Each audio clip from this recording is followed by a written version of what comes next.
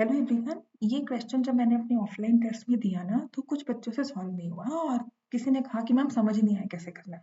Overall मुश्किल question नहीं है और अगर आपको आता है तो बहुत अच्छी बात है, मतलब प्रिपरेशन ऑन पॉइंट है। 100 के लिए एम करो, बिल्कुल कुछ नहीं छोड़ना है हमने। लेकिन उसमें एक आधा नंबर, एक नंबर भी हमें ऐसे क्वेश्चन में गंवाना नहीं है। हमें सर्कल्स का ये क्वेश्चन है, टेंजेंट्स दी हुई है और बहुत कुछ दिया है, तो हम इस क्वेश्चन को 1 बाय 1 सॉल्व करते हैं। 3 मार्क्स में आ सकता है और केवी के पेपर्स में से मुझे ये क्वेश्चन मिला है। तो जिसे लिखा है at a point A on the diameter of the circle, तो on the diameter A B, sorry. तो हमारे पास ये जो है डायमीटर दी हुई है ए बी, ठीक है ना। यहाँ पर ए पॉइंट पर हमने एक टेंजेंट ड्रॉ की है और रेडियस दिया हुआ है इसका 10 centimetre, which is good enough. Tangent X से Y is drawn to the circle, find the length of chord C D. इस कॉर्ड सी डी की लेंथ हमने फाइंड करनी है। तो सबसे पहले ना आपने इस क्वेश्चन में स्पेसिफाई करना होता है आपको गिवन क्या है। तो आपको गिवन है ए बी इज डायमीटर। देखो ये अब बोर्ड की प्रेजेंटेशन सिखा रही हूँ जिसमें आपका एक नंबर आधा नंबर ना कटे। तो A B is the diameter, आप लिखोगे radius is 10 centimetre, X A Y is tangent, ठीक है ना। और हमें पता है कि सी डी कॉर्ड है parallel to X A Y, है ना, chord parallel to X A Y. और जो इस सी डी का डिस्टेंस फ्रॉम ए है, तो इसका मतलब मुझे गिवन है कि ए पी जो है that is 16 centimetre. A P जो है वो 16 सेंटीमीटर है और इसमें हमें फाइंड करना है सी डी कि जी कॉर्ड सी डी की लेंथ क्या है। आपको पता ना ये दोनों पैरेलल है, हमने पैरेलल के लिए अपने आप से ये शो कर दिया, ये पैरेलल के लिए ऐसे शो कर दिया। ठीक होगी बात है।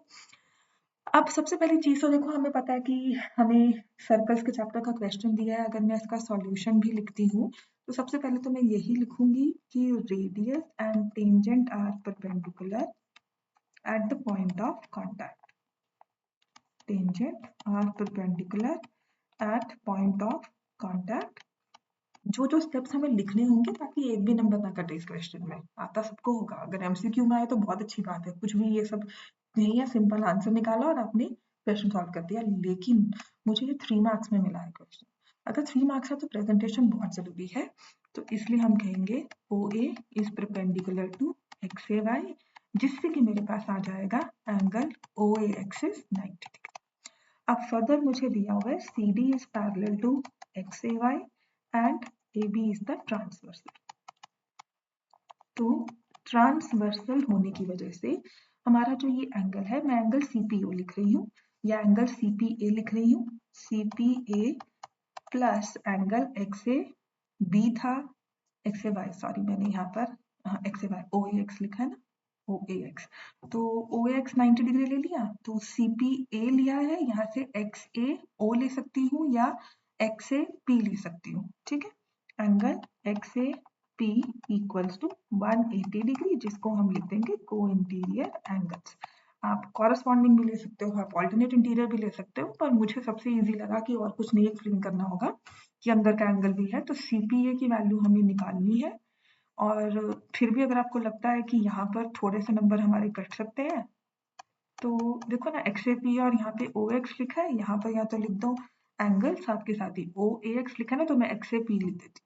और एक्स ए पी कटिंग्स नहीं करनी होती, आपने लिख दिया बस उसी को आगे एनहांस कर दो, ठीक है। तो ये 90 डिग्री लिख दिया, 180 डिग्री, जिससे कि मुझे मिल गया एंगल सी पी ए 90। यहाँ तक अगर आप आ गए ना तो आपने ये एंगल 90 मार्क कर दिया।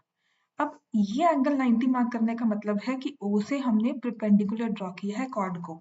अब आ जाएंगे क्लास 9th पर, ठीक है। Since perpendicular from centre bisect the chord, यहाँ से मुझे पता लग गया perpendicular from centre bisect the chord, तो CP is equal to half of CD। यहाँ से ये रूल हमने निकाल लिया, ठीक है। अब आपको पता था कि AP जो है वो 16 सेंटीमीटर है, ये स्ट्रेट लाइन है, तो मैंने OA प्लस OP लिखा एज 16।